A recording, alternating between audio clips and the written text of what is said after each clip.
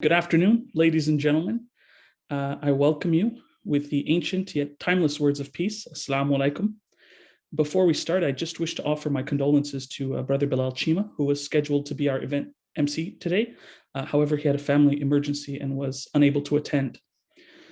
I am humbled and grateful to be serving today as your MC from the traditional, ancestral, and unceded territory of the Musqueam First Nations people. This land was first inhabited nearly 10,000 years ago during the end of the last ice age.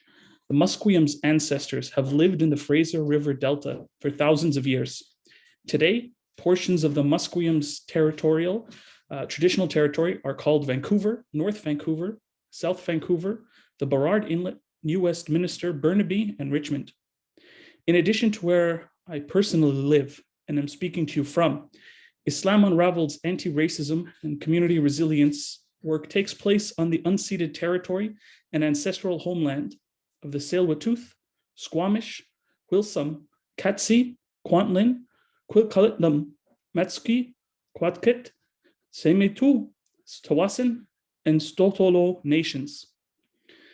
Thank you for joining us. Today, March 21st, is the 55th anniversary of the United Nations Declaration of the International Day for the Elimination of Racial Discrimination. Without doubt, there has been much progress made in these last 55 years. However, the elimination of racial discrimination around the world is still a struggle for millions of people. Our speakers today include leaders from all levels of government, including federal representatives.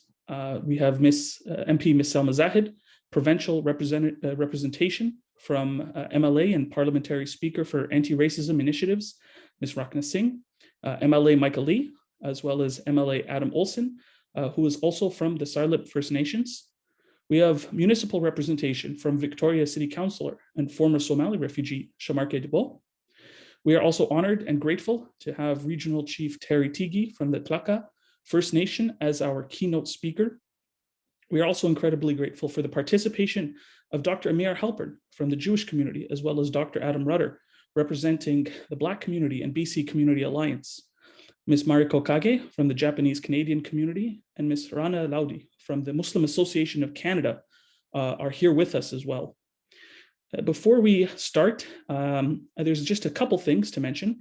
Firstly, this event, there will be a survey conducted afterwards, the link for which will be in both the Zoom chat, as well as in the comments section on our YouTube live simulcast. We would just appreciate you taking a few moments to share your thoughts after the event, and perhaps ideas of what you'd like to see in future events. Secondly, I wish to acknowledge and thank not only our speakers, but also our distinguished guests, dignitaries, and viewers for their participation and support today. To begin, I'm going to just share a video from the Premier of BC, the Honourable John Horgan, who had a message for us. Premier John Horgan here. During the pandemic, we've seen hate and bigotry on the rise in Canada and around the world. Right here in BC, we've seen people using hate and fear as tools to divide us. We must stay united. On International Day for the Elimination of Racial Discrimination, we stand with the Muslim community as we continue to fight against hate speech, prejudice, and Islamophobia. Our government is working every day to build a better BC where everyone is treated with dignity and respect. We have launched Resilience BC, a new anti-racism network that targets discrimination and hate. And we're also working on BC's first anti-racism legislation in consultation with communities throughout our province. Our lives and communities are enriched by the diverse cultures that make up British Columbia.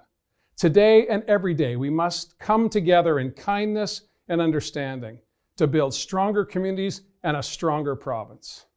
I'd like to invite MLA Rachna Singh to open the event and share a few words with us. Assalamu alaikum. Rachna Singh, I'm the Parliamentary Secretary for Anti-Racism Initiatives at MLA for Surrey Green Timbers.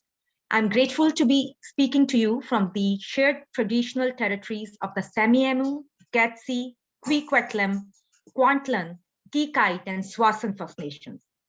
With Nous this weekend and Ramadan coming up, I really hope you are able to enjoy some small and meaningful celebrations this year, with the promise of more celebrations and gatherings to come in the months ahead as we roll out the vaccine program. Friends, our better days are ahead of us. While there's a lot to be excited about, we cannot forget the systemic issues that surfaced with the pandemic. Through COVID-19, we have seen a rise in anti-Asian and anti-Indigenous racism and a worldwide focus on anti-Black racism through the Black Lives Matter movement. Our government is committed to tackle racism, and we are working on some key initiatives. We will be introducing race-based data collection to fill policy gaps in sectors like policing, healthcare, and education. We will create BC's first ever Anti-Racism Act to reinforce our commitment to combat racism across the province. Just this week, we launched a province-wide anti-racism awareness campaign as part of a recent 1.9 million investment to make BC safer and more inclusive for everyone. And we have struck a special committee to reform the Police Act to address systemic racism. The public consultations are open online, and I highly encourage you to participate. The issue of racism will not be solved by these actions alone. We need everyone in BC to stand together in this fight and to show that discrimination in any form will not be tolerated. The Muslim community in BC has always been on the forefront with interfaith dialogue, whether it is through breaking bread with the greater community during Ramadan or by hosting conversations with Indigenous elders. That's why I'm so excited to announce that Islam Unravelled has received a $50,000 grant as British Columbia's interfaith community convener. Now's the time for all our communities to come together, work on solutions, build interfaith harmony, and a just society. I congratulate Islam Unravelled as our grant recipient and for organizing this gathering. I sincerely appreciate being invited. Thank you for having me. Thank you so much, Rachna. We really appreciate it. Every dollar will be well spent towards the cause of eliminating racial discrimination here in British Columbia. Islam Unravelled, as you said, is dedicated to that goal, and we appreciate the province support and recognition. Next, we have MLA Michael Lee. Michael is the MLA for Vancouver-Langara and the official opposition critic for transportation, infrastructure, and TransLink. Prior to his election, Michael was a business lawyer and partner with Lawson Lundell LLP. Before obtaining his law degree at the University of Victoria, he worked as a special assistant to the Right Honorable Kim Campbell in Vancouver and Ottawa. He holds a BSc in biology, a BA honors in political science, and an MA degree in political science with a focus on environmental regulations. Michael has served as past chair of the board of directors of Arts, Umbrella, and Alumni at UBC. He also served as a past vice chair and board member of Science World, the Success Organization, and Leadership Vancouver. I'm very honored and pleased to invite Michael to say a few words with us today, please.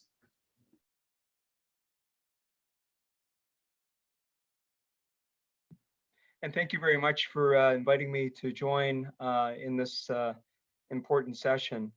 I am the representative provincially for the riding of Vancouver-Langara, which is located in South Vancouver and shares the ancestral and traditional territory of the Musqueam First Nation. And when my parents came from Hong Kong in the 50s and 60s, I first lived at the top end of this riding. It's located in a very important area of the city, again, sharing the lands with the Musqueam First Nation, but an area of the city which is quite diverse by itself in terms of a very strong South Asian community. My office is located in the heart of the Punjabi market. The Chinese Canadian community in terms of immigrants coming from Hong Kong, like my parents, mainland China, Taiwan. There's the Taiwanese Cultural Center located in my riding. We have the Joy Kagawa House, and which is a very important place to remember the experiences of Japanese Canadians in the internment and the systemic racism that was involved in that action. In I also have the Jewish Community Center, which is a place that I went to preschool when I was in my early years, and also a school that I went to, which is Vancouver College, a Catholic boys' school. When my parents came from Hong Kong, my father lived in Chinatown in the summers, and the local church helped him find his first job as a janitor at St. Paul's Hospital. And I know that in his journey to become a pharmacist and own and operate some drugstores on the east side of Vancouver, and I grew up on weekends working in those drugstores, that he experienced a different journey. He came at a time which was only 6 years after the Chinese Exclusion Act was repealed. And of course, that act was repealed in 1947 after the Second World War, when Canada became a signatory to the United Nations Charter of Human Rights. That was a time from 1923, which banned Chinese immigration to Canada for many years and separated many Chinese immigrant men from their families. Because we know that we look at the history of our country and of this province, in British Columbia, putting the pressure on the federal government, along with other provinces, put in place that act, which followed, of course, the original Chinese Immigration Act in 1885, which imposed a head tax on people coming from China who wanted to work. And many of these Chinese immigrants worked, of course, to help build the Canadian Pacific Railway. They worked on farms and in logging operations, and they opened up stores. And it was this influx of Chinese immigrants which caused a reaction in Canada by many others in our communities. And it's that history that I learned about when I went on to volunteer in Vancouver's Chinatown in the late 1980s. I worked with the Human Rights Committee of the Chinese Benevolent Association of Vancouver, interviewing payees and their families about the head tax.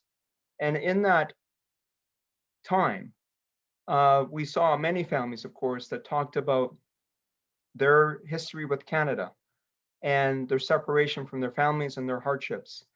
And I believe it was a very important time in history for us to recognize the restrictions that were placed based on race and national origin that weren't actually fully erased until 1967. This period demonstrates the importance of education.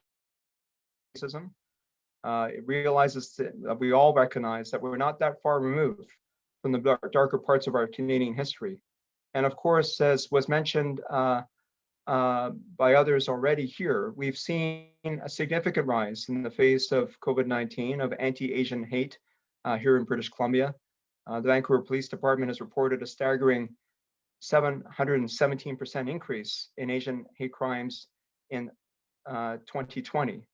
And of course, we know that there's global tensions here, but we also know that we have to build a more inclusive society.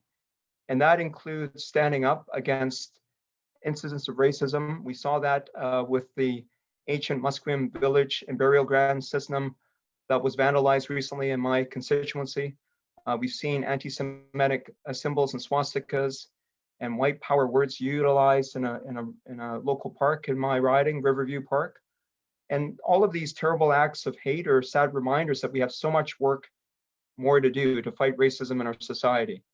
And I know that in our journeys and in gatherings like this, that we recognize the importance of our diversity and the positive build a common society, one that breaks down the barriers. So that's why I think in terms of Islam Unravelled and the efforts that you have to go across boundaries of communities, to bring together various religions and ethnocultural communities, it's such important work because we have to break down those silos. We have to create a greater understanding of each other in terms of our traditions, our beliefs, our faiths, but also recognize that we can do a lot together. And I know with the combined efforts of those leaders who are gathered here today, the people who are watching this program and all the other programs that this organization puts on, we continue to increase the greater public awareness of our history. We recognize that with the efforts of the Truth and Reconciliation Commission and even the activity and the actions to be taken with UNDRIP in our province, that we can right the wrongs of Indigenous peoples in our province's history, that we can continue to stand up for a more tolerant society. And I hope that with efforts like this, that the journeys that we found, or each of us have stories in terms of our own family system, parents and our grandparents have sacrificed to build a better future here. And so I hope to join with you in further discussions and further efforts to help break down those barriers and to have a more inclusive and stronger society. Thank you. Thank you so much. As you said, that's exactly what it's about. It's about all our communities, even though we're different. We can celebrate our differences. We can celebrate our traditions and our heritage and our background. But when it comes to defending human rights, when it comes to defending one another, we have to stand together. It can't just be only about our communities. We have to stand for justice for all communities, which is one of the principles that we adhere to. You hit the nail exactly on the head. This is the way that we'll make Canada a more inclusive, more welcoming, more beautiful country, as we all want it to be. And to show the national kind of work that needs to be done to achieve this, we are honored to have MP Salma Zahid joining us as well from Toronto.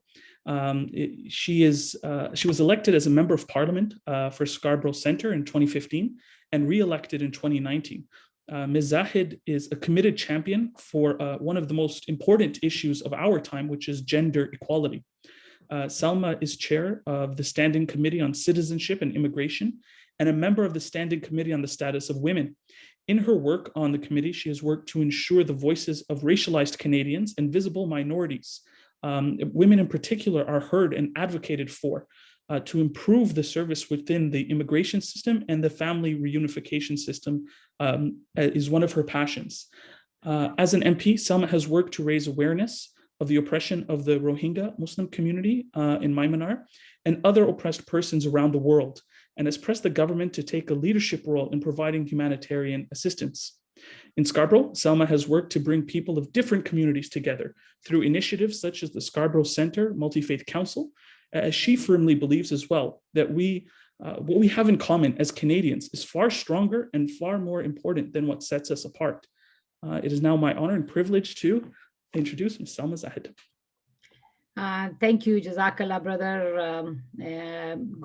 Good evening for us here in Toronto. Good afternoon to all of you, and thanks for hosting this discussion on this very needed day of the International Day for the Elimination of Racial Discrimination. In Canada, I think we are very lucky that we live in a country like Canada, where people from all parts of the world can come and call home. I'm an immigrant myself. I came to Canada in 1999. And I was elected as a member of Parliament to represent over 110,000 people in Ottawa. But far too many people here in Canada and around the world continue to face discrimination, hate, and human rights violation just because of the color of their skin, the background, or their faith, or their ethnicity. So today, on this International Day of Elimination and Racial Discrimination, we should all commit to end racism and racial discrimination in all its form, and we should reflect on the work which is still left to build a more fairer and more equitable country we have all called home. This past year, I think, has been a challenging year for everyone. One thing which is on everyone's mind is to fight this COVID-19, but thousands of Canadians across the country have done peaceful demonstrations, demand to end anti-Black racism, systemic discrimination, and white supremacy. So we have seen what happened in USA with the Black community. We have seen in Canada many peaceful demonstrations. I think it's time that we all come together and make sure that we fight this racism, discrimination. The reality of COVID-19 has revealed many social, health, and economic disparities. I have seen in the city of Toronto, the data shows that majority of the people who have been hit, majority of the neighborhoods have been hit, are of the ethnic minorities. Maybe they don't have those high paying jobs, that they have the luxury to work from home. Their exposure is more, and in order to make their ends meet, they have been exposed and have been a target of COVID-19. I am a member of the Standing Committee on the Status of Women, and we have seen that pandemic has adversely affected women, but also minority women more specifically. In my own riding of Scarborough Center, we have a lot of intergenerational homes, and a lot of responsibility has fallen on the shoulders of the women, because they are not even just like making sure that their kids are fed, they are taking care of their elderly parents. They have been teachers for the kids and have not been able to return back to work. In one other study, I noticed that immigrant women, even after being here in Canada for over 10 years, are not getting the jobs at the same level as other women would get jobs. So there are lots of gaps, I think, and really this day we should commit that we will work. I'm very proud to be part of the government that has invested in anti-Black racism and is willing to work to make sure the funding announcement for Black entrepreneurs, I think, was a very major step in making sure that we can fight anti-racism. So I myself, in my political life, I have been a target of Islamophobic comments. When I started wearing hijab in 2012, right-wing media attacked me on the social media, saying that I'm taking my Islamic ideology, or maybe I am wearing a hijab for political purposes. So I just want to assure all the young girls and the women who want to wear a hijab that I will always stand up for them. I think it is women's right to wear what they want to. So if a young girl wants to wear a hijab, I think she should not be questioned, or she doesn't have to answer that why she is wearing that. I'm very proud to represent a very diverse community here in Scarborough Center. People from all parts of the world have called that home. And when I see in the community, when I go to different events and see, what I find that in common is that everyone wants to build a better future for their next generations, regardless of their background. So I think the most important thing we should commit today is to learn about each other, to learn about our friends, learn about our neighbors, learn about our community members, and that's how we can end racism. In my own writing, I have formed a Scarborough Center Multi-Faith Council, and I think that has been an amazing platform to bring religious leaders, organizations on one platform, and we host a lot of events to learn about each other. We host iftar at a church, we host a Thanksgiving dinner at a mosque. We have done multi-faith walks where we have walked to a church, to a mosque, to a temple. So this is a process which I started to make sure that we learn about each other. So I hope all of us today can commit to make sure that we will fight all forms of racism and discrimination, and try to build a more diverse and a more inclusive Canada where everyone can be part of the prosperity. So thanks for engaging everyone in this discussion, for arranging this platform to talk about what we can do to end racism. Thank you so much, MP Zahid, for those wise words. I do agree that education plays a fundamental role in helping to eliminate the ideas of racial discrimination that cause people to go down the paths that you mentioned, such as white supremacy, which in our recent event on March 15th, we saw the damage that has caused to the world. And again, as a woman, as a visible Muslim minority, you are an inspiration to a lot of young ladies out there, my wife included. She is from Bangladesh and also a visible minority, and she did enjoy a previous event that we hosted with you. And again, thank you for everything that you're doing to help to heal this wound in Canada. Next, we have Victoria City Councilor Sharmarke Dubow. Sharmarke Dubow is a former refugee who fled the civil war in Somalia at the age of 8 and spent nearly 20 years seeking safe haven until Canada offered him a home in 2012. He cast his first vote in October 20th, 2018, and at the same time was elected as the first Black and the first Muslim city councilor for Victoria. His passion and commitment to diversity, inclusion, and building equitable, inclusive, and compassionate communities, as well as his work for marginalized communities, has earned him recognition and respect as a community leader and a voice for bold, courageous policies. Sharmarke comes with extensive experience serving refugees and immigrant populations and community development. He holds a degree in business technology from the University of Cape Breton and has worked at the Intercultural Association of Greater Victoria and the Victoria Immigrant Refugee Services Centre. At the national level, he was a member of the executive committee of the Canadian Council for Refugees.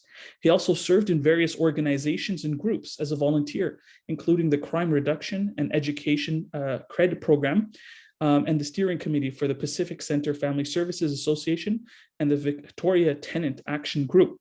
Sharmarke Dubow is an amazing person, and I'm proud to call him my friend. Sharmarke, please go ahead. Thank you, brother, for inviting me and having me. And I'm very humbled to share space, amazing leaders and folks who are doing a lot of work for our country and our communities. So thank you for having me and creating such space to bring all levels of government leaders and elders and indigenous leaders together.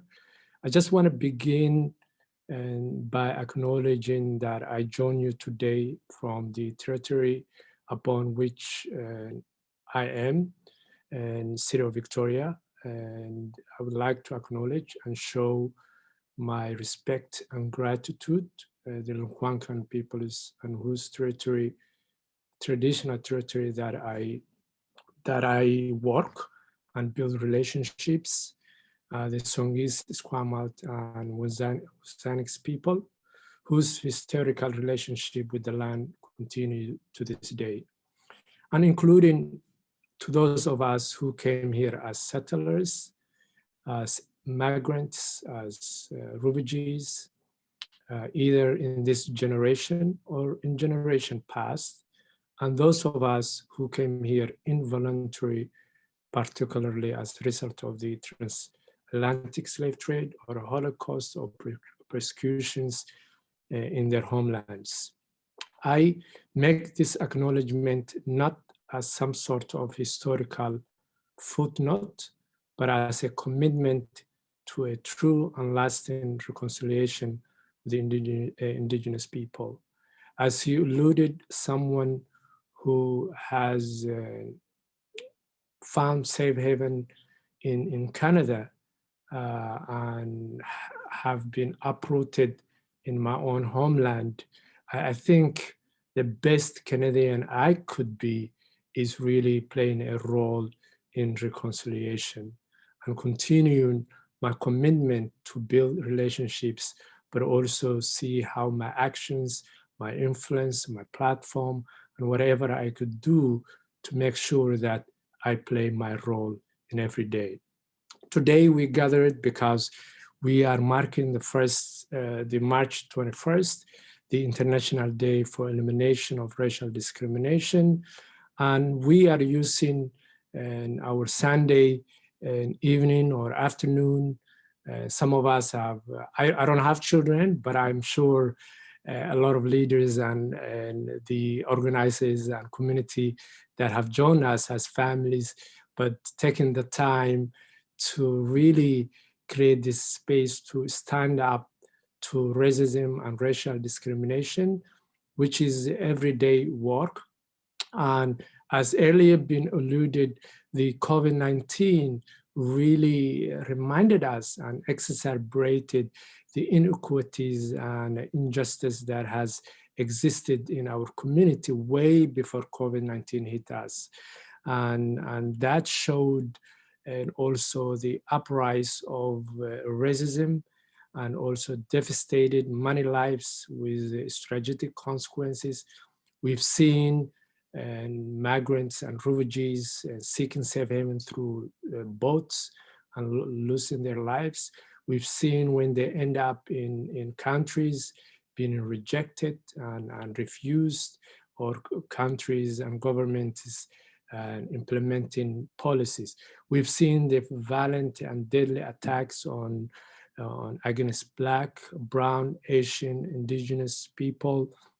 We've seen what type of language has been used, some leaders across the world, and we've seen the rise of anti-Semitic, Islamophobia, and the sustained racially charged acts, which continues, and really not only brought back a pain, and as alluded earlier, we have history and dark history in our country, but we came way far.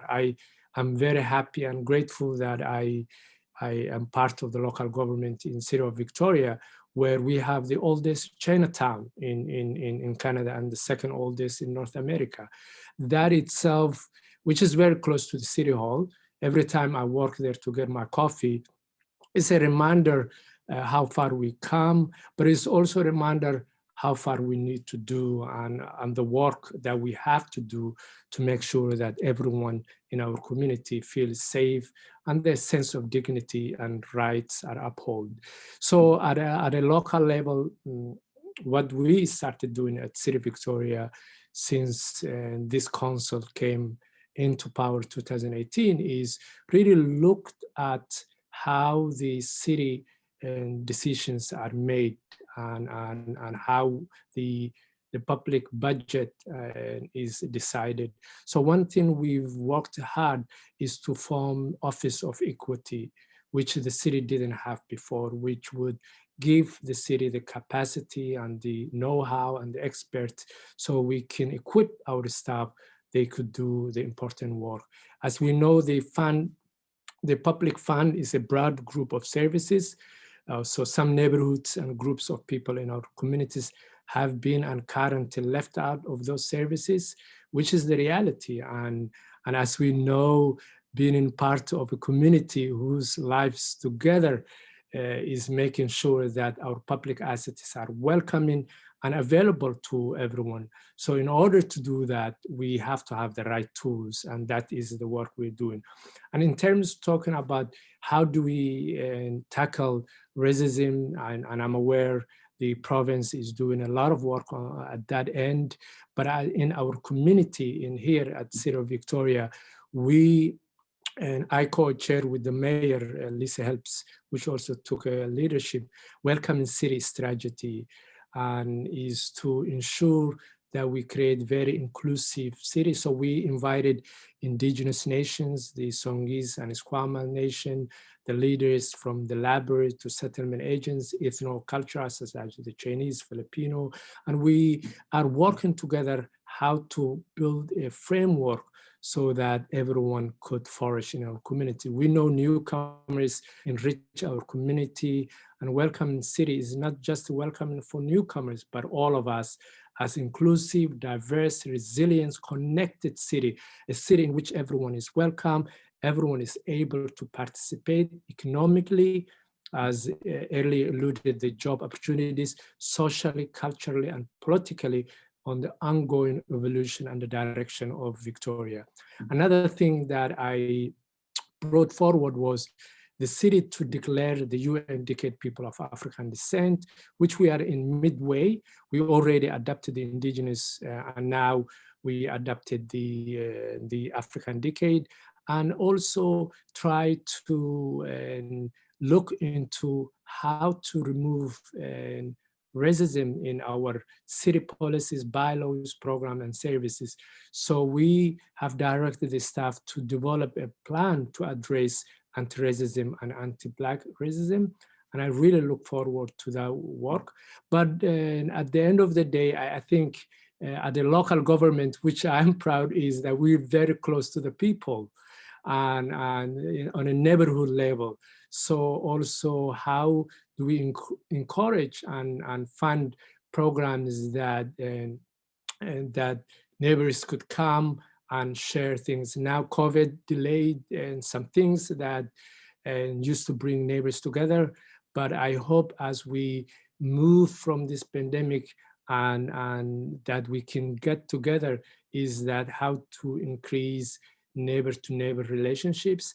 But just to conclude, this year and the International Day for Elimination of Racial Discrimination the theme is youth. So I am really grateful and gratitude for all the youth who came to the streets in June and demanded that all levels of governments and all private and public do something to create inclusive and remove barriers so that everyone, regardless where they are, if they are in a religious, where they worship space, or if they're playing at the parks, or if they're at work, or if they're working for the government, how could they feel that they reach their full potential? So I call for all of us on an individual level, on a government level, or all the influences and the leaderships we have to work hard together so that we remove the barriers so everyone could reach their full potential.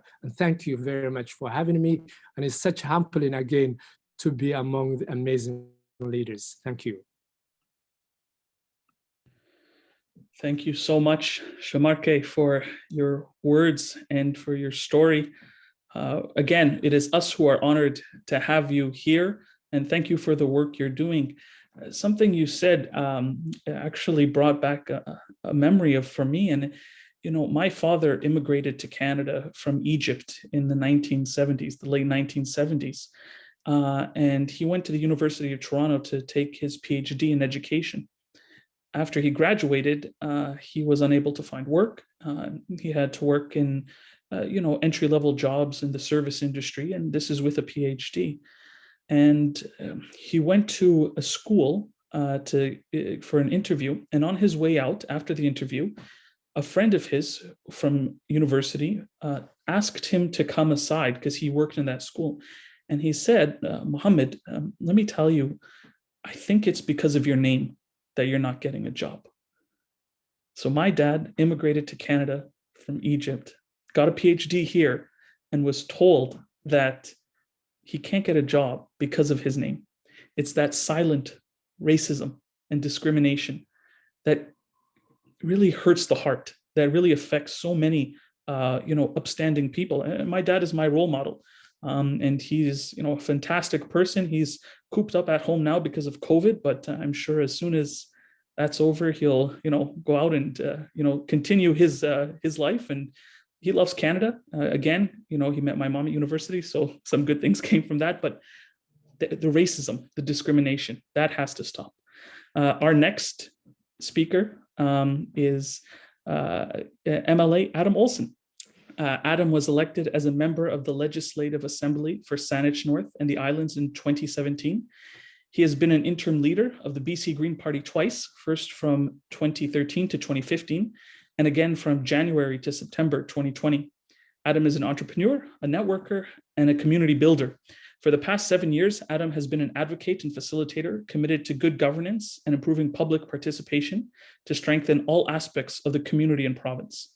Adam is a member of the Sarlip First Nations, which is located on the Saanich Peninsula in Saanich Territory on Vancouver Island. So Adam, please take it away. Hi, it's Rachel Hala CM. Nights Jelicha, Sahanap, Tinatine, just Lasinef, the Husay Nich, a Wathosla Bayat Lungs. I'm Sahanap is my co-Salish name, and I'm honored to be here coming to you from the beautiful Chocolate Village in the Husay territory. And I'd like to thank all of the people who spoke before me. I shared all of their wisdom and their experiences, and I think it's an important opportunity to reflect that it doesn't seem to matter where you come to this beautiful country from. You tend to, there tends to be those stories and those experiences that are quite frankly devastating and embarrassing, and that as we stand and sit together today in recognition of International Day for the Elimination of Racial Discrimination, it's a moment for us to pause and to reflect on how we treat each other and how we engage with each other, and how we can come together to create a more just, inclusive, open society. And I was just about to put diverse in there, but the diversity is already here. The diversity is in our communities and in our society, and it is a immature society that we have that doesn't understand how to reflect that the power and the strength that comes from that diversity to the fullest potential. And I think that is the challenge that we have to do together. I was born in the Royal Jubilee Hospital, and I was brought home as a baby to Chocolate, to the Sartlip First Nation in 1976. And it was a much different time back then, a much different place.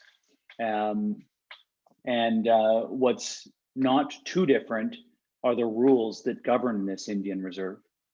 And I think that it's important to acknowledge that as our governments in Canada and the government of British Columbia are working to eliminate racial discrimination and working to address the rising instances in our society that we're seeing of anti-Asian, anti-Muslim, anti-Semitic, anti-Black, anti-Indigenous sentiments that have come with COVID, but actually that have been here in our society all along, that we recognize and acknowledge first and foremost that it is within the very fiber of the governments that I'm talking about. This racism is systemic to the governments, and discrimination and bias are systemic within the government structures that have been established. You'd have to look no further than the Indian Act and the Indian Reserve systems in this country to see just to the extent at which racism has been embedded in our colonial government structure. This is the challenge that we have in front of us, is while the communities, like everybody gathered here together today, work towards coming together and building relationship and building community, it is the responsibility of those of us elected officials to be working tirelessly and courageously and fearlessly to root out and to create, to root out racism, discrimination, and bias within the institutions of government. And it's our job to not accept anything other than complete and total work on this. It's important to acknowledge that the Indian Act that created a very unjust society for Indigenous people still is in existence as federal legislation today. There have been minor adjustments, tinkering around the edges, but it still is in large part in place in our country. And so while we often look and compare ourselves favorably to the nations around us, and how we are, and we tend in our country to elevate Canada as being much better than those who are much worse. I think it's important to acknowledge that we still have many, many kilometers to travel. One of the fundamental pieces of work that I've done since getting elected in 2017 was work that's very personal to me and to my family and to our community. And that is the work to legislate the United Nations Declaration on the Rights of Indigenous People. And what's important to acknowledge here is that is simply the first step. And in getting that law in place, now we have and that was hard work. But now we have collectively as MLAs in the legislature, the work ahead of us to on the action side of this. And I think over the past couple of weeks, I've raised some issues in the legislature that to demonstrate that while we are comfortable using the language of reconciliation, our government institutions have yet to embrace the action of reconciliation to the level at which I think is important. And so we have a situation in which our treaty protected hunting rights and treaty protected fishing rights, while they continue to be defended successfully in the Supreme Court of Canada, we still have government institutions and government agencies arresting hunters and forcing them into the courts to redefend rights. And this is very much an indication that we have a long way to go in the work that we have to do in our government institutions. And so I am very thankful for the invitation today to be a part of this this really important work that's happening here, and would much prefer to be doing this and building relationships and fellowship in person. That's always my preference, and will only accept Zoom because of the conditions that we're all living in now. However, I do look forward to the opportunity to continue to build relationships with my brothers and sisters from around the world.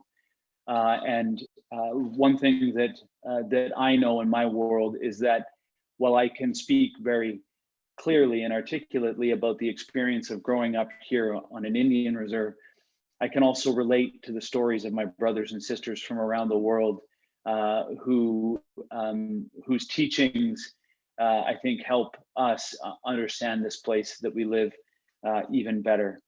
And so I'm just going to end with this. I want to raise my hands in support of my colleague, Michael Lee, who's is representing here the BC Liberal Party, and as well my friend and colleague Rachna Singh, who I've worked with for the past 3.5 years. And in fact, we were neighbors in the legislature for the past 3.5 years, Rachna. And I want to lift Rachna up today because as the person that has been given the responsibility to lead this really incredibly important work, I think it's important that while we may find times of agreement and times of disagreement, that Rachna needs to know that from my perspective, I am here to support her work. It is the most important work that we can be doing in this next number of months and years ahead. And I really look forward to working in support of Rachna and her colleagues that have embraced this opportunity and always look to be a productive member of the legislature to address the systemic racism that exists, the systemic discrimination that exists, and the systemic biases that exist in our colonial governance structure that we've inherited, so that we can leave a place that is better, more informed in creating better decisions for all British Columbians today and in the future. Haj Kasiyam, thank you. Thank you very much, Adam. And I have to commend you for saying the words that you did about Rachna and the work she's doing. Again, partisanship is not an issue in racial discrimination, right? Differences of party ideas and thinking and strategies for improving the country are one thing, but when we're working together to end women being pulled out of cars and beaten on the streets of Edmonton, Black people being 20 times more likely to be shot to death by police in Toronto, people, all over our country, Indigenous people being murdered and no one investigating, the Highway of Tears, which I drove on, and I am horrified to think that such a thing can exist in Canada. These instances of brutal racial discrimination, they go beyond any party affiliation. And I commend you for recognizing that and offering your support to your colleagues in working together to eliminate that from our country. So thank you very much for that. And as you started, something came to my mind. It's a Muslim prayer in these kind of situations, and I just wanted to quickly, very, very quickly share it with you. So Bismillahir Rahmanir Rahim. Wal Asr, إِنَّ الْإِنسَانَ لَفِي خُسْرٍ إِلَّا الَّذِينَ آمَنُوا وَعَمِلُوا الصَّالِحَاتِ وَتَوَاصَوْا بِالْحَقِّ وَتَوَاصَوْا بِالصَّبْرِ. So this is in the Quran, and what it means is that by the passage of time, humanity indeed is at a loss, except for those who believe and do righteous deeds and advise each other to truth and advise each other to perseverance. So I commend you again, Adam, for your perseverance, your speaking of truth, and your righteous good deeds. Thank you very much. So next, we have a community activist who is really shining a light on a problem that many of us might have only heard about in one small passage in our textbooks in school, but sometimes don't even think about or remember. Mariko Kage is a community advocate and mobilizer. She lives in Lillooet, BC, where she co-founded the Miziyaki House Society in 2013. She spearheaded the Japanese-Canadian Internment Memorial Project in 2017 to honor the 3 former internment campsites in the Lillooet region.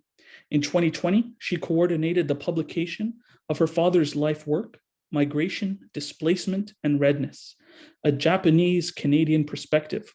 She's currently pursuing her MA in Intercultural and International Communications at the Royal Roads University. Mariko, please, it's your turn to speak. I'm sorry. Can everybody hear me now? Yes. Yes? Okay, thank you. 皆さんこんばんは。私は影まりこと申します。日本で育ち、カナダに家族で移住してきました。Katwa alap in Chnuknukwa, Shinchas Mariko Kage, Nohohotin in Shkai Shkusa, Nukwakwa Nahuit, Stalium Nahuit. Good evening, everyone. My name is Mariko Kage, and I was raised in Japan, and my 4 children are of the Stalium ancestry and the interior Salish tribe. I'm very honored to be here. Thank you for inviting me.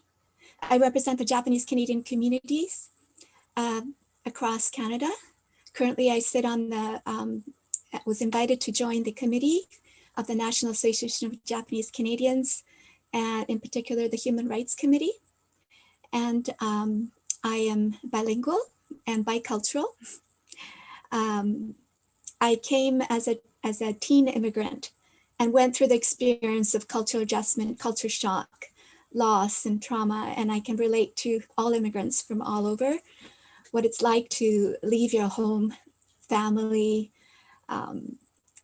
place of comfort, place of familiarity, change of language. Over the years, I've experienced many multi-ethnic settings throughout my life as a parent, as a teacher, as an advocate and support workers in schools and communities. And I've also just want to start with the comments that I heard growing up in Japan that gave me an insight today. So a very dear elder that was known to us growing up in Japan had made a comment, you know, the Chinese are very dirty and greasy. And probably I would have been maybe 8 or 9 years old. And that comment stuck with me because it was just such an anomaly. Nothing like that have I ever heard before from my conversations with this elder. And it stuck with me. And later in my life, I realized that it comes from ignorance. It comes from also fear that especially in a monoracial country, that they're not familiar with seeing any foreigners. I got teased called an alien growing up as a mixed race kid in Japan, and I was a visible minority. So that's one thing that I'm aware that even with the people that I'm so familiar with, that I think are very good and good people, when the society around them or the propaganda sometimes from the government can affect the way we look at other people. another comment came from a friend who said, oh, did you know so-and-so is part Korean? Oh, but don't say anything because you're not supposed to talk about it. And again, that was so shocking. I think I was maybe about 10 years old. And I said, what is that like for someone living in Japan and she can't be proud of her heritage, right? So all of this as a little, like a drop in the bucket in my childhood, I'm looking back and thinking, there was all that shame. What was it like for a girl who was part Korean who had to hide her identity? And so I really can sympathize with what people go through in that sense, because it was happening to my friend at the time. So over the last 19 years, I've been living and working in the traditional territory of the Stallion Nation, and I've really come to appreciate the impacts, the historical impacts, and how Indigenous families and individuals are still suffering from ongoing intergenerational trauma. And living and, in addition, living in Lillooet currently for the last 12 years, I came to learn about a very interesting multicultural history that when I first moved for the first 3 years, no one talked about. No one knew about it, but this old heritage house was situated behind our post office, and it just sat there in a state of disuse and disrepair. And gradually, I was actually prompted by a friend of mine who co-founded the Miyazaki House Society. And I started to learn about the legacy of Dr. Masajiro Miyazaki, who was actually invested into the Order of Canada in 1977 for their contribution and services to Lillooet area region. But before that, in the 1940s, he was a doctor who went to great lengths to get his credentials because he was not allowed in any of the medical schools in Canada. So he had to work extra hard to earn extra money to apply for one university in I believe it was Kirkville College in Illinois, I believe, that took him in. So he came back to Canada. He set up his office in Japantown in Vancouver. And then soon after the war broke out, so his whole family, with him and his children, were moved to the Bridge River internment camp. So here was a doctor who was discriminated, and yet he was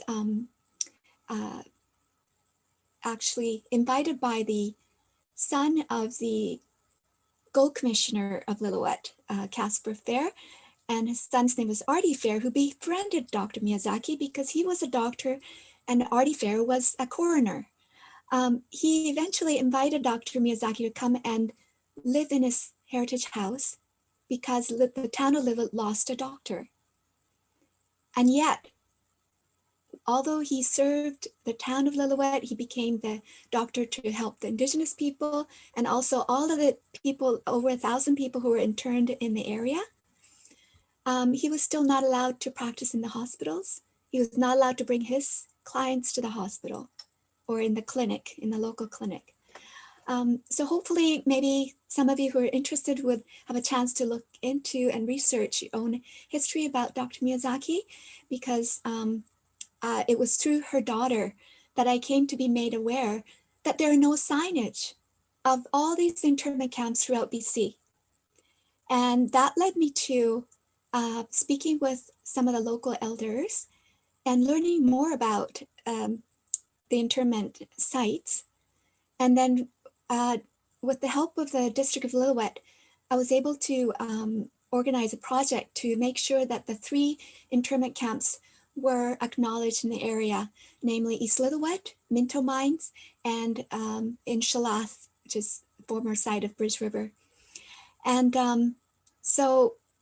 and I think it was actually talking with the organizer of this event, Islam Unravelled, that when I was sharing my experience, I learned, and I was glad to have a conversation, that actually hiding history of the multicultural people that have contributed to this land, hiding or not acknowledging the history is also considered racism. So I wanted to share that with all of you as a thought. And moving forward, I do realize that I don't benefit from racism, and certainly none of the children who are Indigenous or ethnic. But the only reason that racism still exists today is because someone is benefiting from racism, and just something that maybe we can start thinking about. And the other issue is, what is cultural safety? Are Asian Canadians and Asian Americans, are they not feeling a loss of safety, especially in this current times? And as a mother of 4 Indigenous children, I ask, where does Indigenous people feel safe today? Do they feel safe to speak to the police? In the hospitals? Being pulled over by security officers? In educational settings? Do they feel safe to protest peacefully? Are there any places that Indigenous people feel safe? So to celebrate diversity and acknowledge this one day of elimination of racial discrimination is really wonderful. And I commend the organizers and the panelists and everyone who's come together. But that is probably the least that we can do. Could we instead think about what is the most that maybe we can do to end racism? How can we be part of the solution every single day? To me, every day is the end to racism. And every day we can look for the opportunities to be role models, especially for our children. Children are not born to be racist. Children are not born to point fingers and to exclude and to bully. They learn that from the world around them, especially from their adults around them. And so I think as adults, we can observe our own triggers, become hyper aware. Where do we feel the discomfort? What's going through our minds? And something that I learned from my father, putting together his book on redress and history of human rights, is that, look, why don't we look inside and see, who are we? What are our thoughts? How do we behave? Let's think about it. And look for the language of inclusivity and respect for all people, that the words that come out of our mouth, we need to be caretaking and be really aware, but also the nonverbal. We perform racism, we receive racism from body language, from eye contact, from gestures. And those are things that we need to have conversations with our children as educators and role models.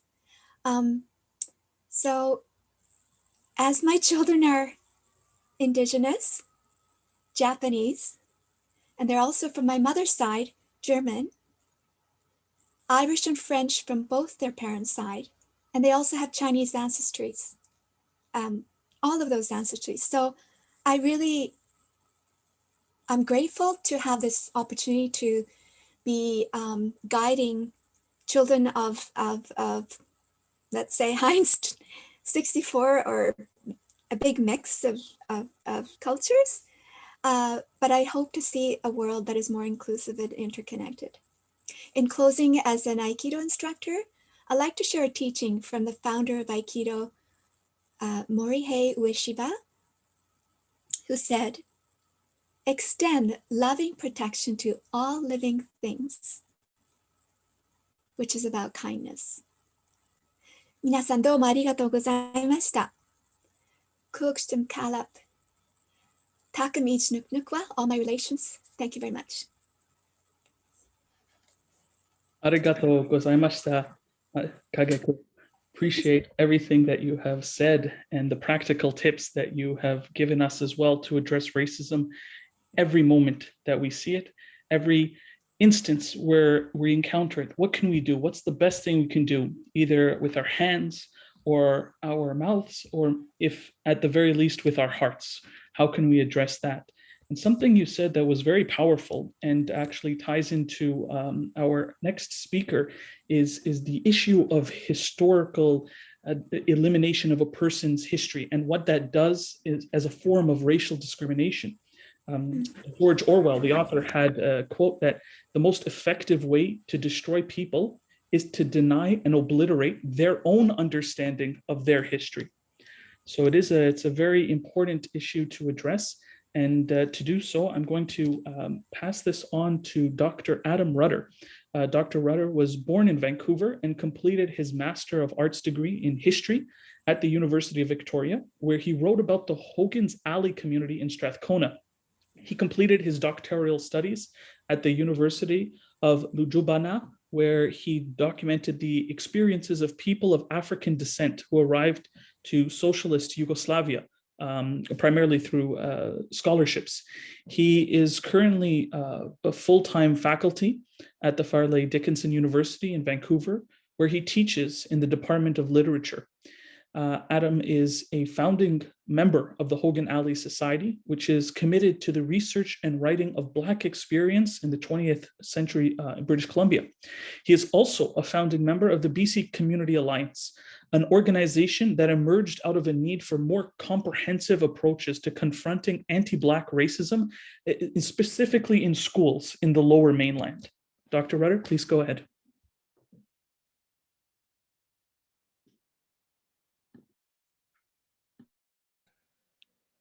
Hello? Can you hear me? We can hear you.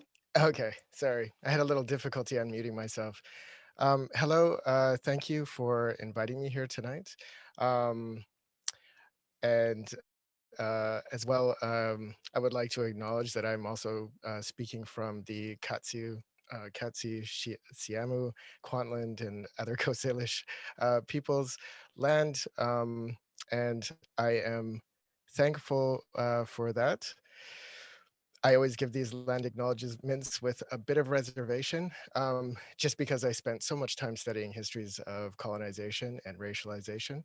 And there's always a sort of bittersweet sadness when you thank someone for something that they didn't have a choice in. Or fully a choice. We never want to erase people's agency.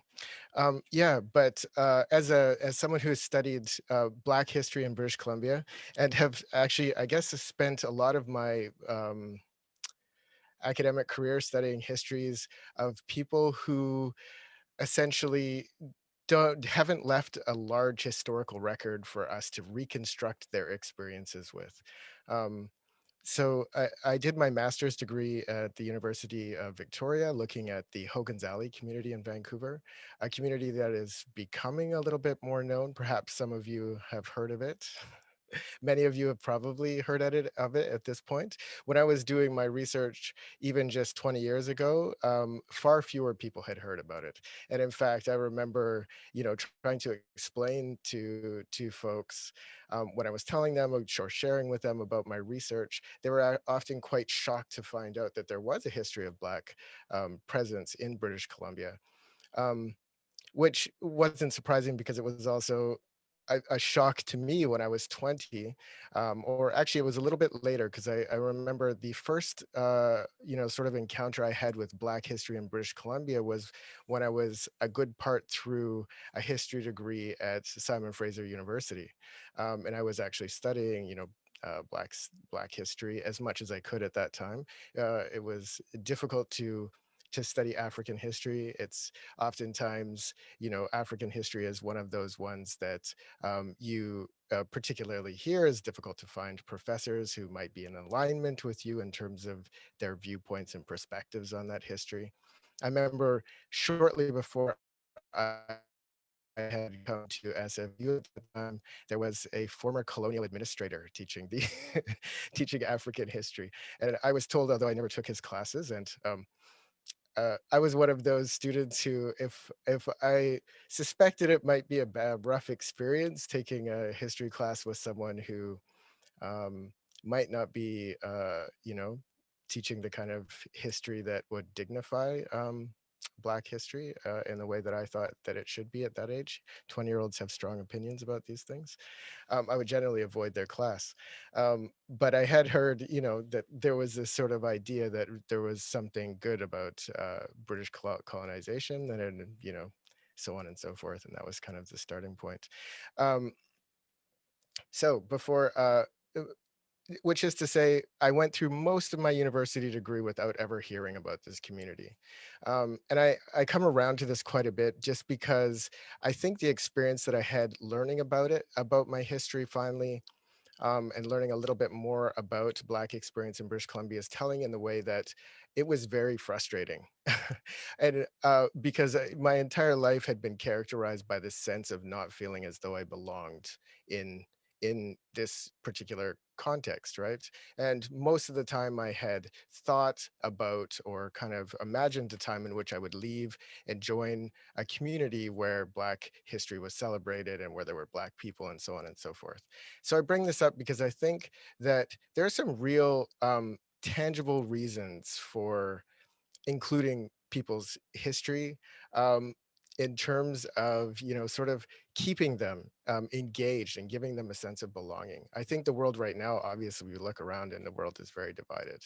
And if you would have come at me when I was, 22 years old, the resentment that I was harboring for being excluded in the way that I was, it was something that could have been mobilized by someone who was clever, and had the ability to perhaps make me a little bit or use my underlying resentments about being excluded and being considered less and so on. They could have mobilized those feelings in me and potentially, recruited me for a cause that could be foster sort of this hate and distrust amongst community. I mention this because I think these things are growing rapidly on the internet right now. I think because we don't provide our young people with quality education about the contributions of different people in the world, we are in a situation where they are very susceptible to negative messaging that they might see on social media. I have a really tangible example of this. The other day, I teach a sociology class, a first-year sociology class, and we were covering the prison industrial complex and the overrepresentation of African-American men in the prison industrial complex. And a student came up to me, an Indian student actually, and they said, "Oh wow, I watched this, movie The 13th, and I've really had a bit of a transformation, or I had one with regard to Black people. I can sort of see more of their struggle now and the racism that they might face in our society." But then he said, "But then this morning I was looking on Instagram and I found a story of a Black man who had killed his neighbor and eaten their hearts. And I thought, well, maybe white people have a good reason for being afraid of Black people." And I thought, it's incredible that we live in a world with so much access to information that one story could potentially sway the opinion of this young man. And it also really, it kind of made me sad and frustrated that it is just so easy to unravel, a couple of courses. I mean, it wasn't in a massive amount of time, but he had gone through, my discussion about race and, how, the ways in which race is difficult to prove in terms of biology and so on and so forth. And one Instagram post had made him question all the research that I had exposed him to. And I think this is why one of the places I've come with this is a real need to take a look at the education system, which is why I've decided to become a part of the BC Community Alliance. Is because I think that we have a tendency to think of racism as being sort of this, it's a thing that undesirable people have. I think that people, naturally white folk in this society, want to distance themselves from being racist a lot of the time. And there's a particular kind of white person that we have traditionally thought of as being racist. My argument is generally at this point is that our education system is so fundamentally racist that it produces racist people. And it's not necessarily based on, their skin color, so on and so forth. I think it's easier for people to who belong to a race the dominant race to abuse the sort of power that they, they get through going through the education system. But when the educational experience I had was so dominated by European history, by European norms, by European standards, by European conceptions of what knowledge is, that I find it very, in my opinion, very natural that we'd see the growth of racism in schools, especially among young white men right now who are, I think in many ways legitimately feeling a little bit more threatened. They're feeling a little uncomfortable. And they've been exposed to very little information about Black people or any other people outside of Canada oftentimes. That would dispute any of the bad information that they get online. So, the BC Community Alliance actually is an organization that came out of this one racist incident where a kid, a teenage boy, talked about bombing all Black people. He used the N-word. And that we're all, dirty and stinky. And I wasn't surprised. I hear this quite a bit. The research that I do, I oftentimes am doing research online and so on and so forth. It's actually sadly becoming normal to me. I get called the N-word quite frequently if I'm online doing whatever, research I'm doing. What saddens me, what continues to sadden me is how we propose to deal with these situations. And in this particular situation, a young Black woman came forward. She shared, her experience of encountering this, racist media post talking about killing all Black people. I'm going to wrap this up. Not a lot of time, sorry. And, she then suffered a lot of backlash. And there was a lot of conversation about, this child, and we need to punish this child, 15-year-old white person. For me, I, I don't want to be a part of change that involves scapegoating 15-year-old boys who are going through all kinds of craziness otherwise, and in my opinion, don't have a lot of reason to question the information that they get about Black people because it's poor quality information. Um, and I think that what we really need to start looking at in these situations is how does a boy go through, 8 years of an education system and is so ignorant about Black people that he would use these very, very ugly stereotypes like they're all stinky and smelly and stupid.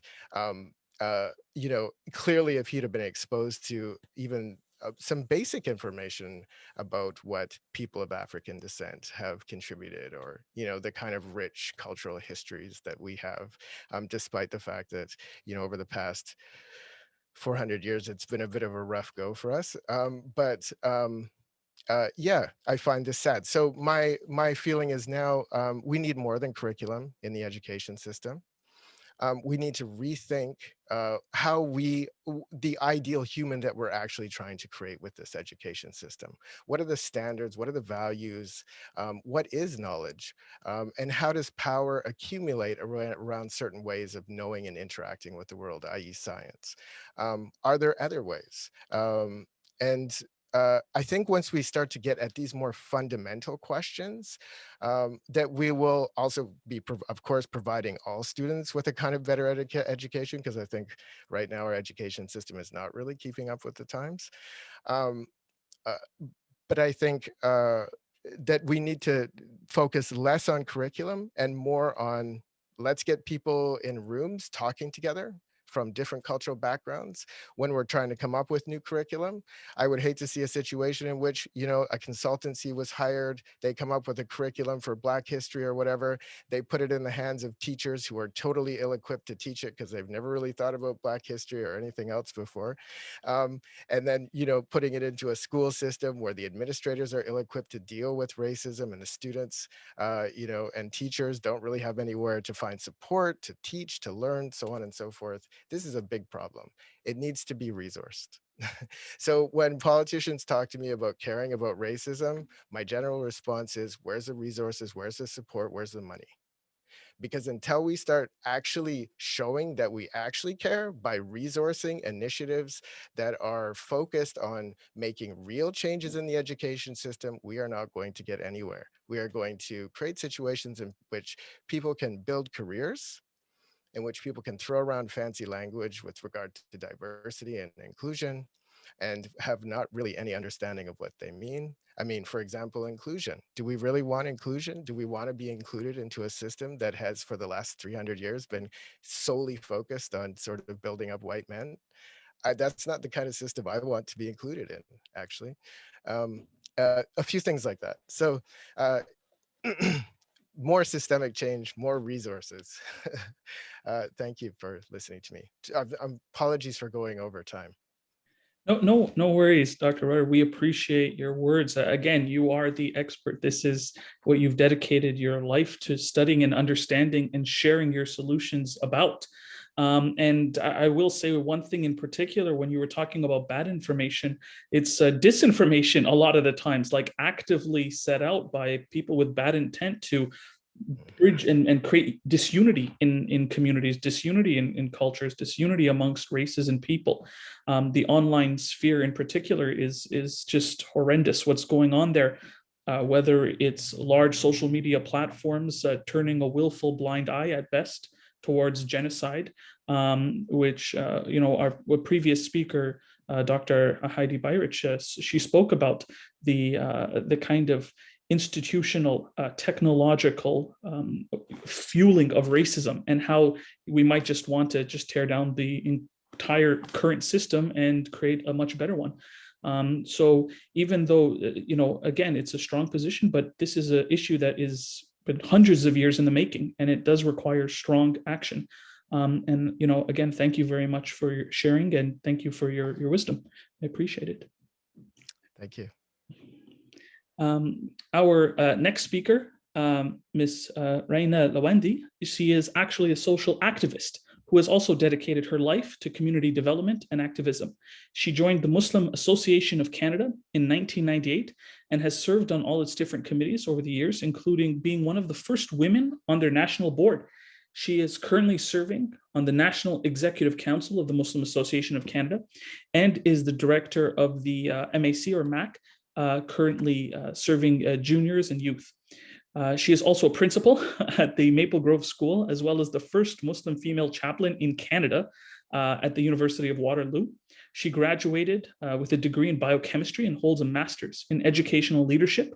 She was awarded the National Muslima Appreciation Award from Mercy Mission, and has also been awarded the Inspirational Leadership Award presented by the Honorable MP Bardes Chugger.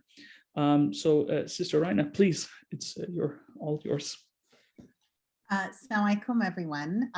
I greet you all with the greetings of peace, and I pray that you're all keeping well and healthy and safe. I know these are, it's been a long year and a half, I would say, but hopefully it'll be over soon. It's actually an honor to be here amongst all the distinguished speakers at this event.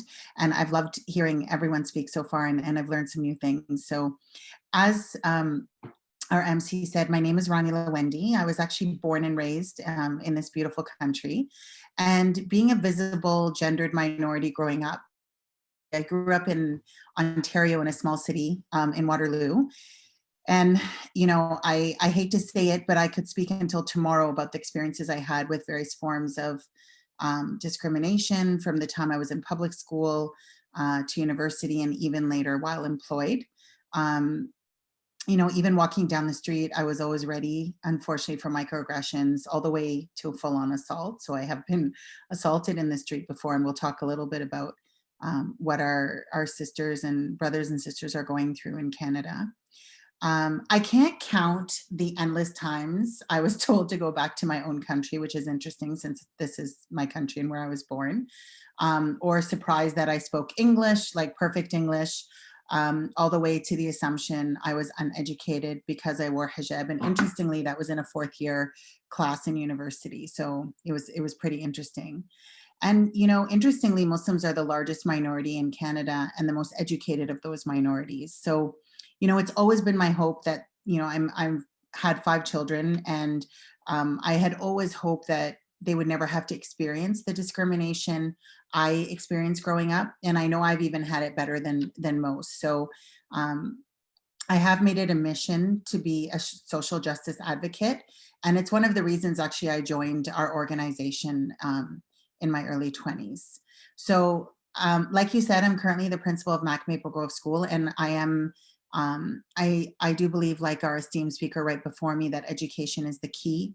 And it's not just about curriculum. So I'm very passionate about social justice, very passionate about the issue of race and really educating our kids and students all across. And I do actually help in the public system also with equity, especially for Muslim kids in the public system. I also advocate for students, obviously, as the Muslim chaplain at the University of Waterloo. And like he said, I'm one of MAC's National Executive Council members, so I'm able to really affect the education of kids across the country. So I want to actually begin by introducing MAC, because many of you may not be aware of the organization. So it's the abbreviation for the Muslim Association of Canada.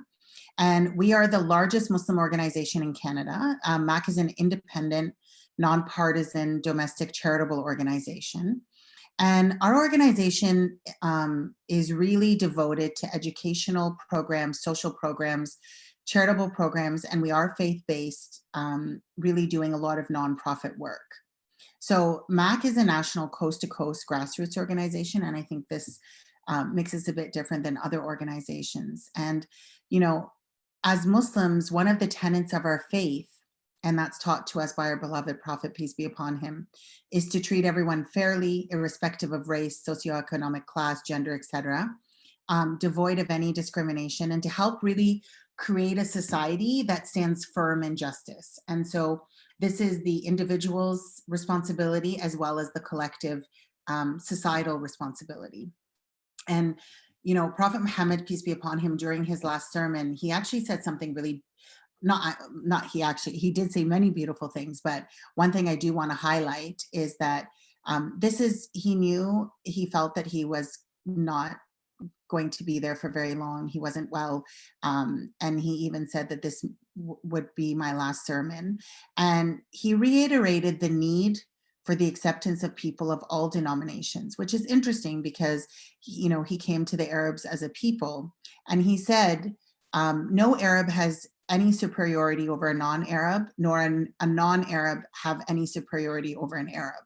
And also a white has no superiority over a black, nor a black has any superiority over white, except by piety and good action.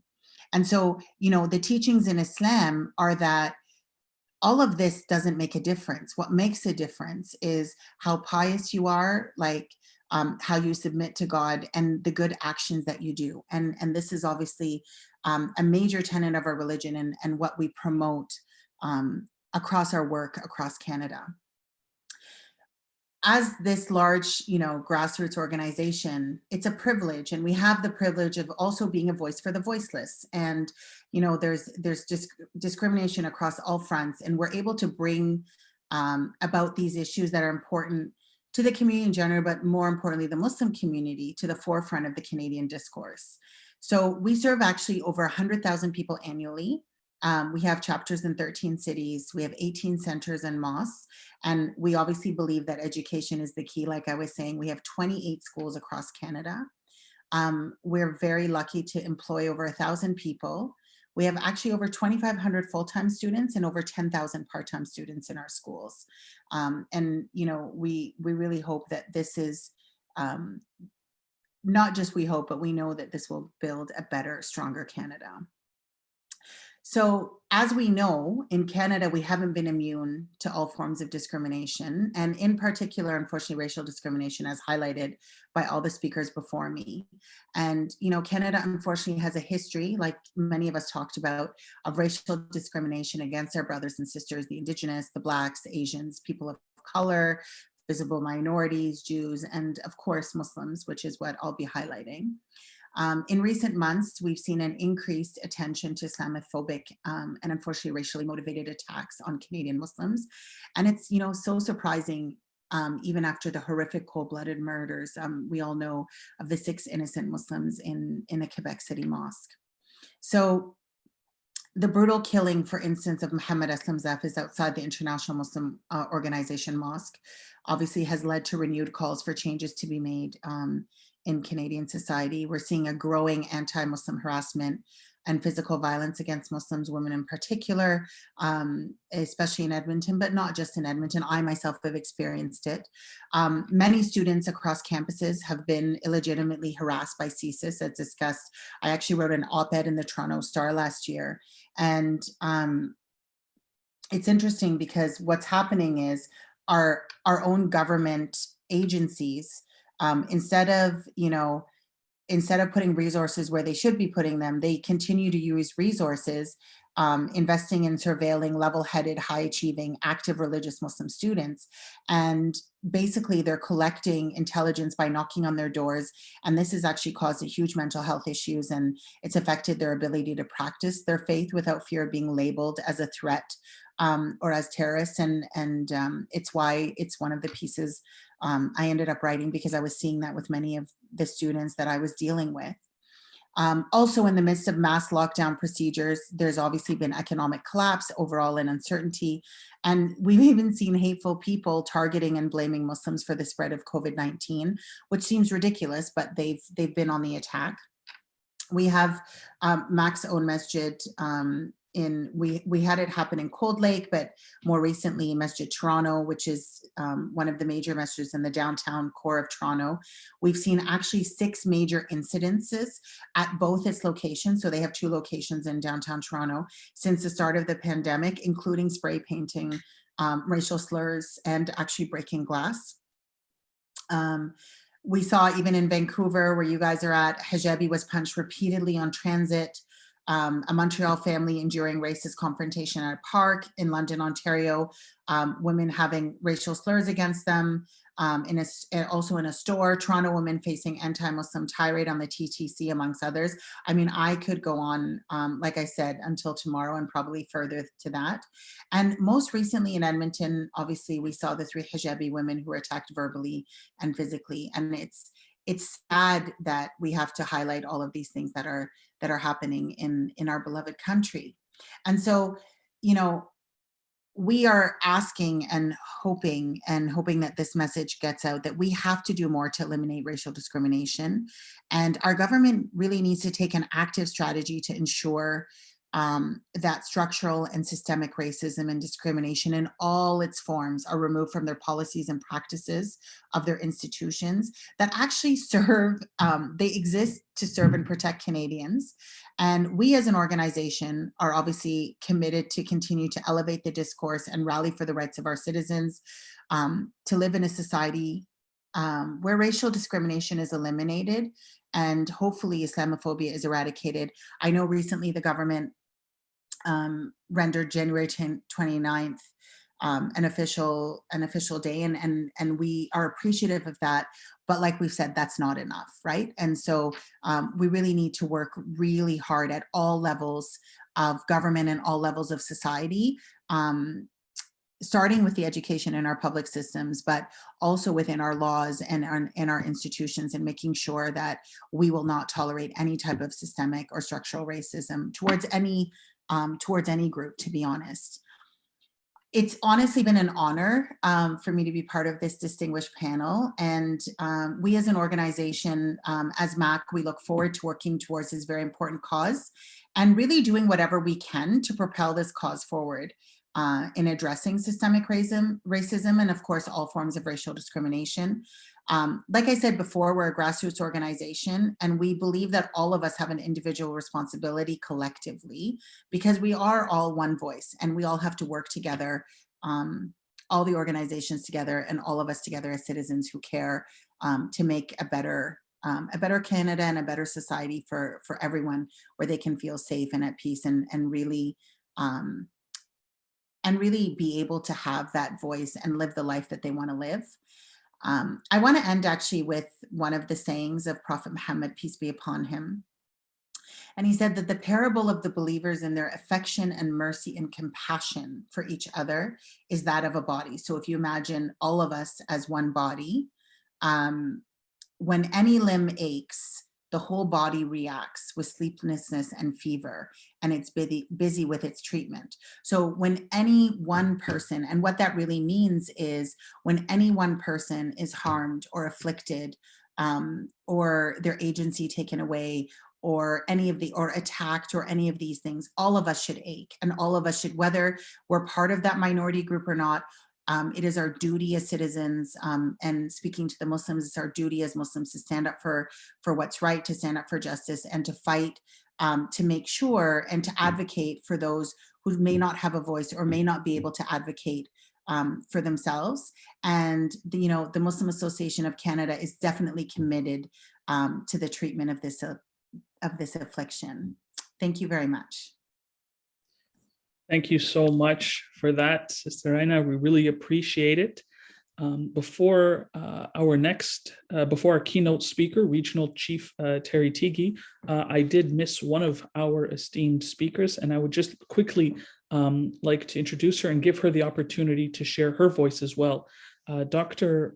Amira Halperin is a member of the Jewish community and an expert on immigration and media, researching Middle Eastern refugees and asylum seekers for the last 15 years. She is now the Deputy Director of the Institute for Mobile Studies at the University of Nottingham, Ningbo in China. Dr. Halperin is an expert of mobile studies and immigration.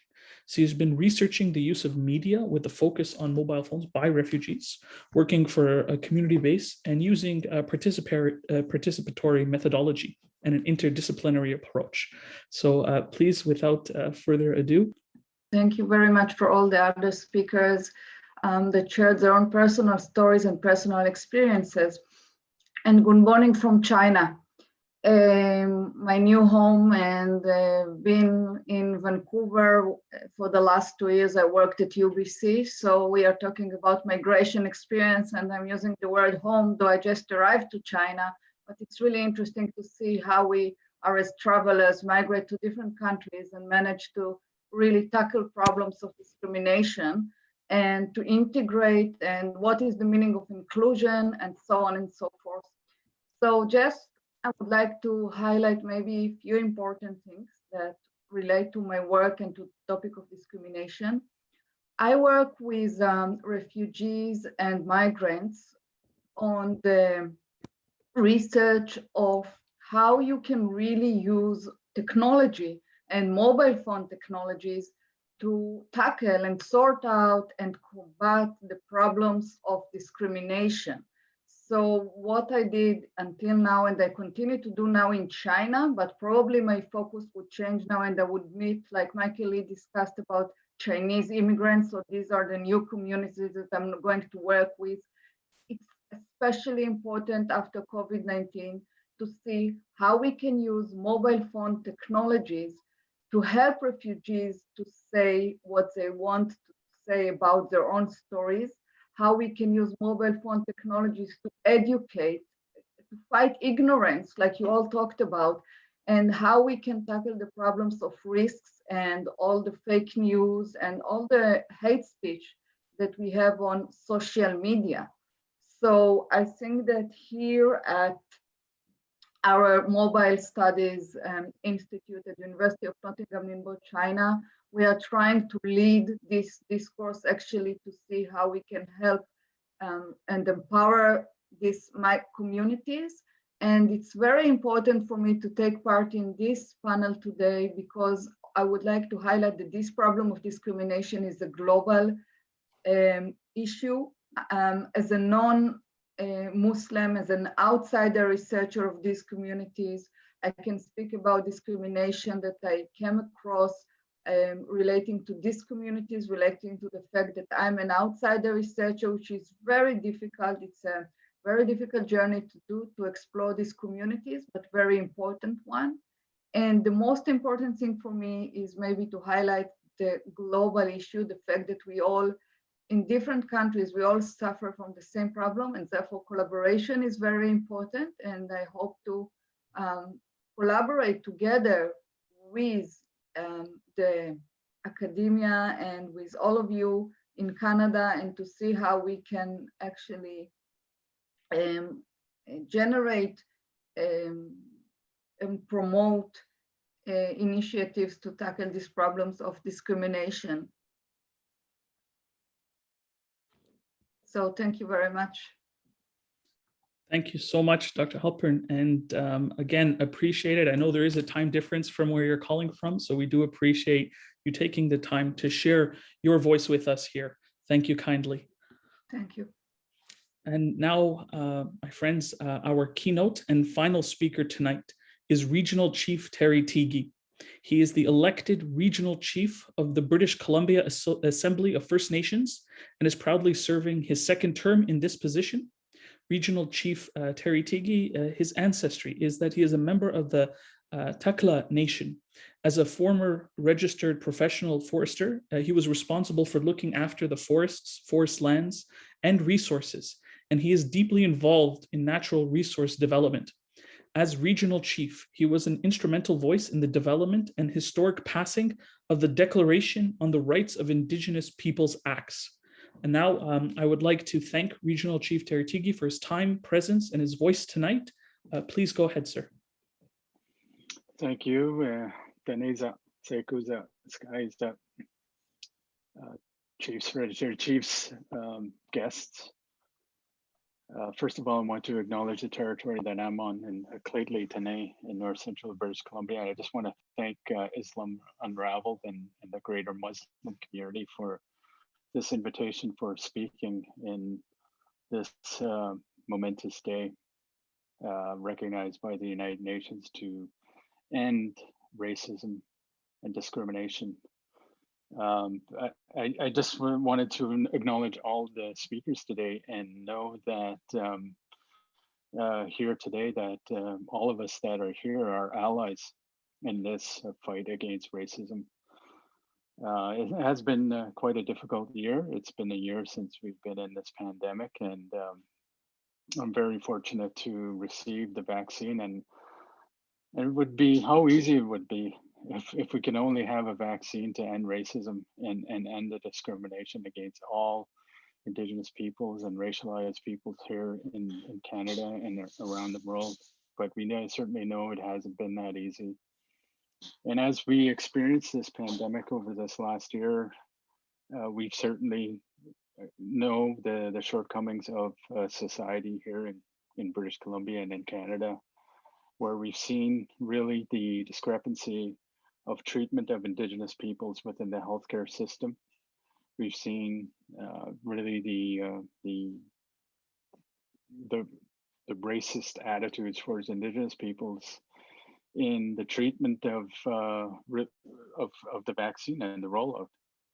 And I think it's really indicative of this society that cannot reconcile with itself in terms of acknowledging the true peoples of this land. And as we move forward, I certainly know that there are solutions and ways forward to really transect this issue, the barriers that divide us. And as many of you have stated here today, that racism is a learned behavior.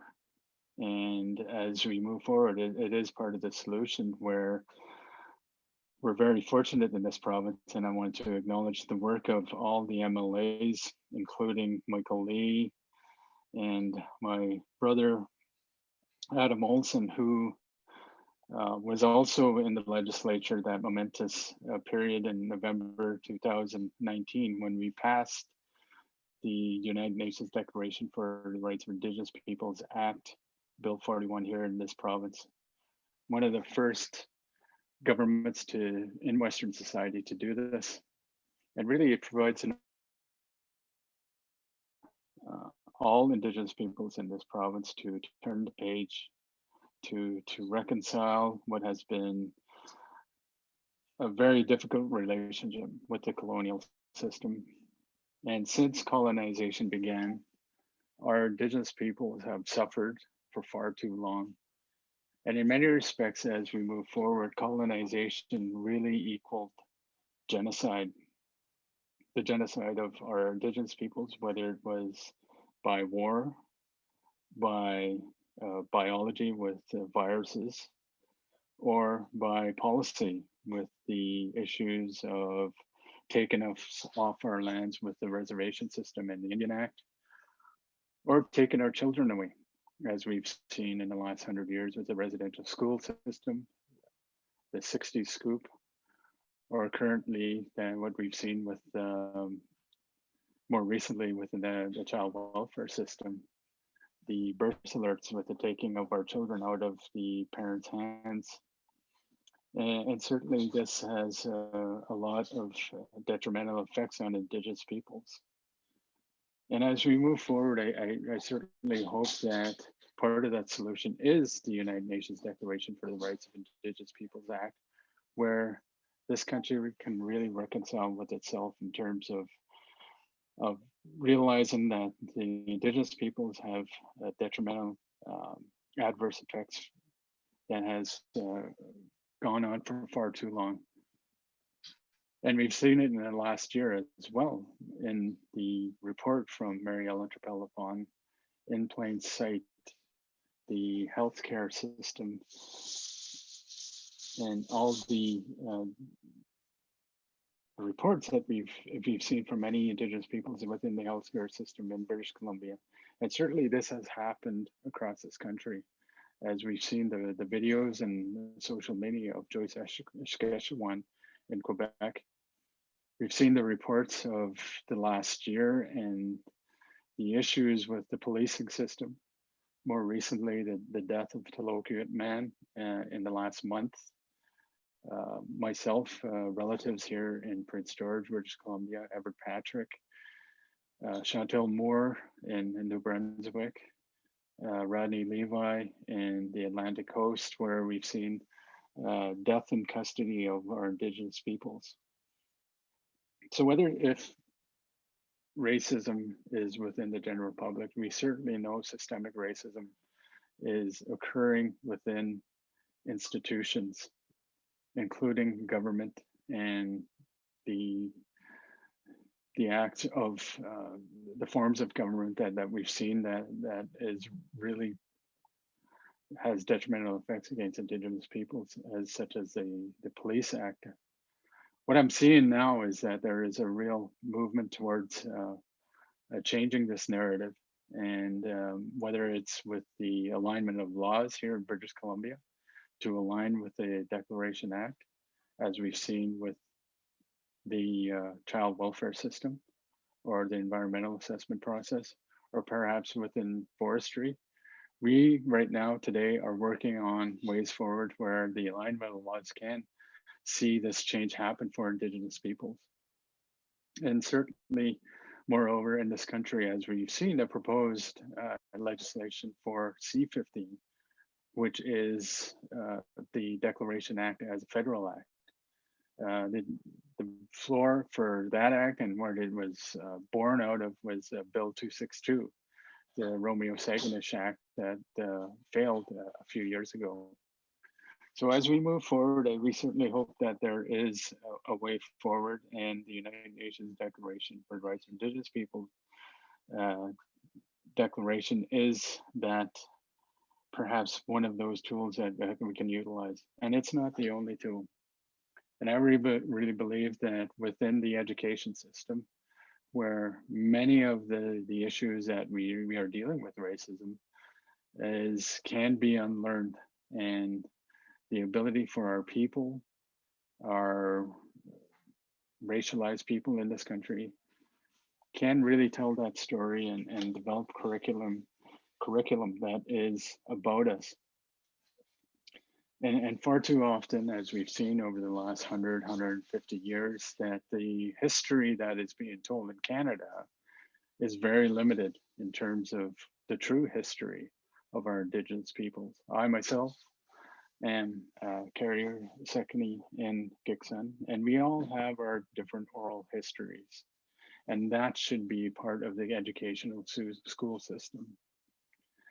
And as we move forward, we also know and acknowledge that the policing system needs to change. As part of the Assembly of First Nations, I do hold the portfolio along with Jocelyn Picard from the Regional Chief from Quebec in Justice and Policing. In the last few weeks, we did have a policing forum and looking at our Indigenous peoples to be more inclusive and having an ability to really set policies and regulations within policing in this country. I'm glad to see that this government here in British Columbia, the NDP, are revamping the Police Act, that there will be an anti-discrimination and anti-racism act that will be coming forward in the near future here in this province. And I think, you know, we're at the very beginning and at the start of a new relationship, perhaps. And as we were last year during this pandemic, we saw all our brothers and sisters, all our Black brothers and sisters rise up with the Black Lives Matters movement. And as we witnessed the horrific videos of many of our Black brothers and sisters being killed in the United States by the police, it was very similar to our people here, our Indigenous peoples here in this province, in this country. And as I said, we've seen many reports, such as Mary Ellen Tupelo-Lafon's report in the healthcare system. We have reports on policing, such as the Frank Paul inquiry, in Saskatchewan, the Stonechild inquiry, and many other reports from across this country that have recommendations on how best to move forward. I believe that the time for reports is over. We know what to do. We know how to make the change. And this has to come from the inside of government, the federal and provincial government. And really, this is the challenge that where we're at right now as Indigenous peoples. In this job as a regional chief, as well as our other two provincial territorial organizations, the Union of BC Indian Chiefs and the First Nations Summit, are really trying to be the agent of change within the legislature and within Parliament to make sure that our allies and that the people that are in power are changing the laws within government. And it has been a challenge so far. It's been well over a year since the action plan was began. We're still trying to complete that action plan. We're waiting. That needs to happen now. And as we move and to pass Bill C-15, the federal act, the next step, the real difficult piece to really enacting the declaration as law is to make the change within government and make the change within law and policy within the federal and provincial system. That's our challenge, and that's really the difficult point where we're at today. We're also at that difficult point as well, as we've seen from this federal government, the promises for an action plan on the missing and murdered Indigenous women and girls national inquiry, the well over 260 calls to justice. And we're still waiting. That needs to come, and that can't happen soon enough. And it has to happen now for the justice of our people and our women and our girls. And moreover, what we certainly know is that what the declaration really is, it isn't a special giving more rights to Indigenous peoples. Rather, it's just a recognition of our Indigenous rights and as human rights. And really, the declaration is trying to gain equality. All we're asking for as Indigenous peoples through these acts is an equal footing. And that's it. And really, that's what the point of the United Nations Declaration is within the United Nations, was to give the Indigenous peoples around the world an equal footing. And in many respects, the United Nations Declaration is fighting racism. And what is racism? Really, to me, and if we really think about it, and if we really break it down to its core and to its basics, it's the discrimination of Indigenous peoples because of who they are, or perhaps who they're religiously affiliated with, or because of their sexual orientation. The discrimination is the imbalance of power. And really, that's what racism is the power that is imposed on the Indigenous peoples, on those that don't have a voice is to keep that power over them. And that's what we're fighting here. And to all the people here today, I really thank you for this moment in time, and recognize that all of us that are here today are fighting for something. We're fighting for equality. All our brothers and sisters, all those racialized here, were in many respects cut from the same cloth in what we're fighting for. And it is for our human dignity, our human rights. And I'm really glad that when I agreed to speak to this forum today, is that knowing that we're all allies in this room, and that we have more allies out there than you know, and including the general public that know and acknowledge that this is what we're fighting for, is justice for our people and equality. And I just want to thank you. Thank you for this time today, and then Masicho. Thank you very much. Thank you very much, Regional Chief Terry Teegee, for your time and sharing those words with us. Again, as newcomers to this land, even though many of us are racialized minorities, even though many of us are religious minorities, at the end of the day, the rights holders, the first people here, are the ones to which, you know, we offer the strongest bonds of brotherhood, with the strongest friendship and the strongest allyship. The Muslim community stands with you, and Islam Unravelled in particular. We have to stand with you and to fight against the ignorance, the injustice, and the racism. The pre-colonial history of the First Nations people, your language, your culture, your faith, your background. We need to teach this. We need to share it, especially with us as newcomers on this land. When we pray in our houses of worship, it is on stolen land. There's many thoughts in our school of thought that makes the prayers invalid, like to be on land that was stolen. And I will say that many people, they just don't know. They don't understand what's the continuing injustice that's going on, and that it's not just something in history books. Thank you so much for speaking here today. We appreciate it, and we'll continue to stand with you. If there's anything else that you'd like to say, Regional Chief, please go ahead. Or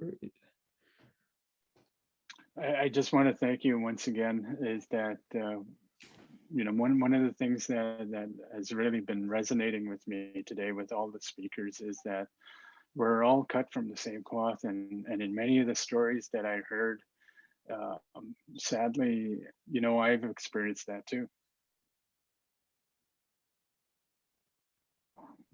Different people in the school system, and that story of our Indigenous people is being followed because we're brown in the stores. You know, that it just perpetuates in society, and that can't be allowed anymore.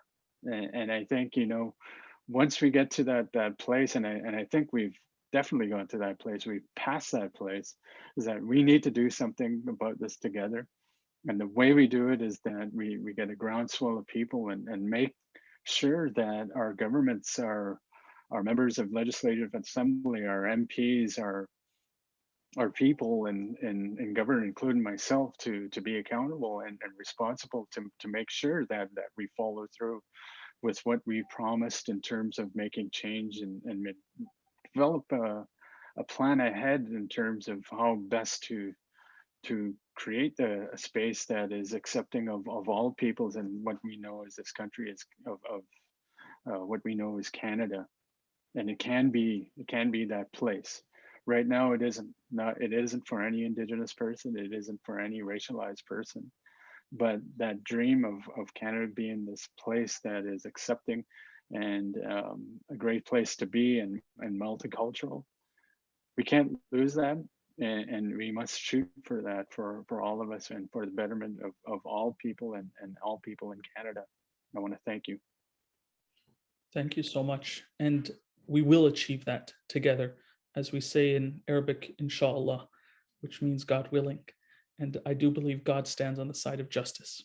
So thank you so much, everyone, all our speakers, all our dignitaries, all our guests, with love and peace for all mankind, and especially for all humankind, and all the people on this panel. From the bottom of my heart, thank you so much for joining us. Peace and blessings and mercy be upon you. Take care.